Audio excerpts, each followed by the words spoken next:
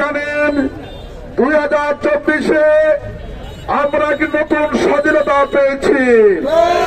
এই স্বাধীনতা যুদ্ধে যারা সৈনিক, যারা নেতৃত্বের দায়িত্ব ছিল, সেই সার্জিস নাইট তাদেরকে গতকালকে নির্মমভাবে তাদের শান্তিপূর্ণ কর্মসূচি গোপালগঞ্জে সেখানে হামলা করা হয়েছে।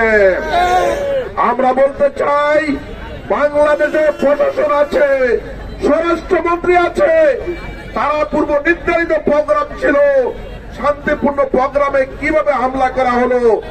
আমরা আজকে স্পষ্ট বলতে চাই, স্বরাষ্ট্র উপদেষ্টা আপনি বলেন শান্তি ঠিক, আইন শৃঙ্খলা ঠিক, সুন্দর পরিবেশ, আমরা কিন্তু বাংলাদেশে সুন্দর পরিবেশ দেখতেছি না।